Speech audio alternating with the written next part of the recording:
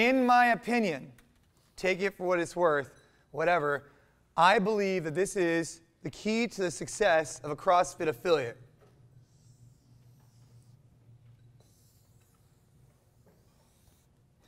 Hang on, I'm going somewhere with this.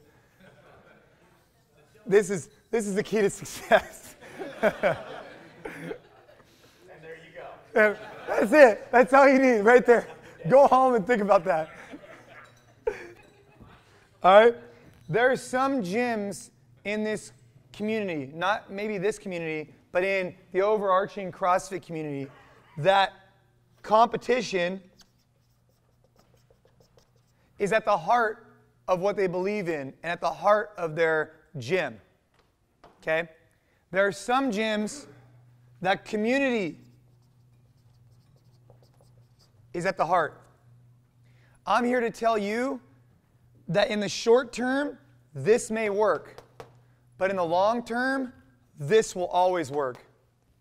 Competition, if you focus on it too much, okay, and you say, okay, we have, I have let's just say, for example, there was a gym down here in LA, okay? Used to have a couple top female athletes at it, right? I don't know which one it was, but it was a gym. And they had a lot of top female athletes, right? And so they got a lot of press on CrossFit.com. Oh, X gym has Becca, whatever, right? May or may not have had. May or not. But, it was promoted a lot. And so the ownership, and again, I don't know anything about this gym. The point I'm trying to make is that people think that elevated their brand, that they elevated their gym. So they get fired up about it. And sometimes they get wrapped up in it, okay? And so they have these competitors, and they let the competition group almost take over the gym, right? And then from here, everything else is kind of stemming from it, right? You have your community. Yeah, you have a community, right? Yeah, you have coaches. Yeah, you have owners, whatever. But everything is stemming, even like retail, let's just say, right, is stemming off of this competition. But then one day, maybe those competitors aren't at the top anymore. Maybe your competitors leave, right? And what happens to your brand? What happens to your business? Here is the secret to success. At NorCal, at Brick, and at a lot of your gyms, it's all about the community. I do not care about our competitors at all. Don't care. I could care less if Rich Froning and you name it come into our gym. If they want to use space and there's a gym going on or a class going on, they need to go out of the way. It doesn't matter to me. Because first and foremost is our community and our members, because they're the ones that pay our bills. And if everything stems from this, yes, we have a team that went to the games. Yes, I've competed in the games so many times. It doesn't matter. It all starts here, and then it stems out. So that this way, when the lights go down and the competition ends, we still have something to hold on to, which is our community and our culture. The barbecues, the people who are getting their lives changed, those are the ones that are going to keep you successful for the rest of your life. I'm going to share a quick story with you that I truly believe embodies a good CrossFit affiliate. 6 months ago, we had a Progenics CrossFit Open event at NorCal CrossFit.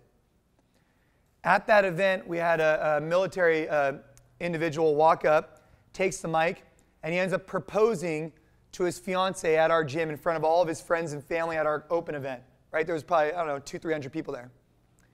The reason why I thought that was so special to me is that this gentleman has one of the most important questions in his entire life to ask somebody, and he chooses to do it in front of our culture and our community. He's so connected to our gym and our people that he'll ask one of the most important questions of his life in front of all of those people on our grounds.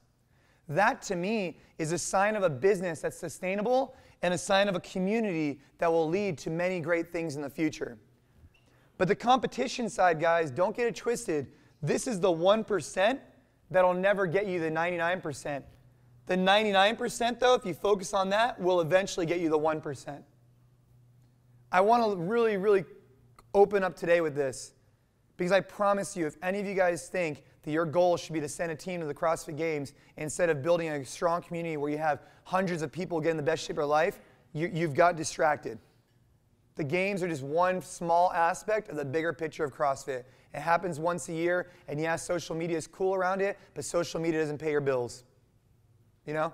You have 1 million followers, but if you don't have any money coming in the bank, you might as well just close your doors. Does this kind of hit home for some of you guys? I remind myself of this almost every day.